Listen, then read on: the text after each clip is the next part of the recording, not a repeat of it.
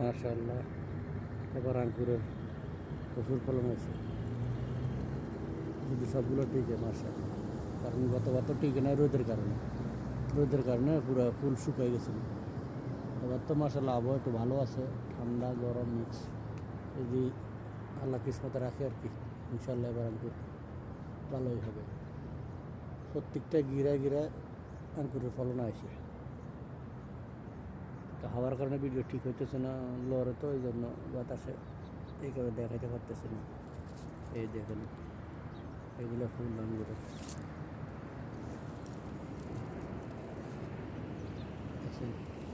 একবারও উপর পর্যন্ত।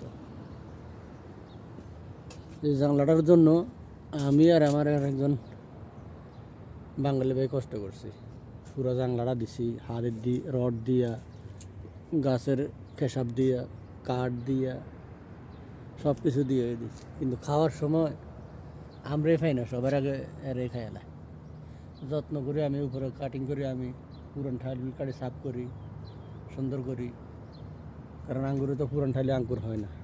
যত আঙ্গুর ঠাইল পুরান মরা ঠাইল পুরান কাটি ফেলা দিব, যত নতুন করে আইব, নতুন পাতা আইব, তত আঙ্কুর বেশি আইব। পুরান পাতার মধ্যে আঙ্কুর হয় না। আঙ্গুরের প্রতি বছরের নিয়ম হয়েছে, আঙ্গুরে যে ঠাইল আছে সব কাটি কুটি হালা, যে মেন ঠাইল রাখলে এগুলোতে আবার নতুন করে পাতা ছাড়ে, তখন আবার আঙ্কুর হয়।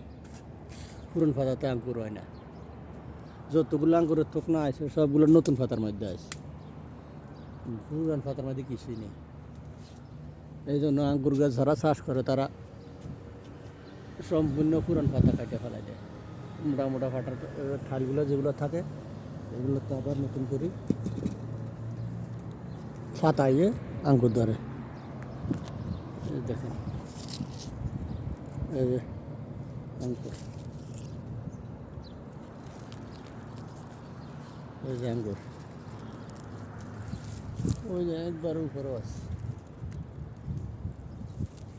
এইগুলো আঙ্গুর, সব আঙ্গুর। যারা যারা ভিডিওটা দেখবেন তারা সবাই মাশাআল্লাহ বলবেন। মাশাআল্লাহ না বললে আল্লাহ বরকত দেয় না। আপনাদেরকে দেখাইতেছি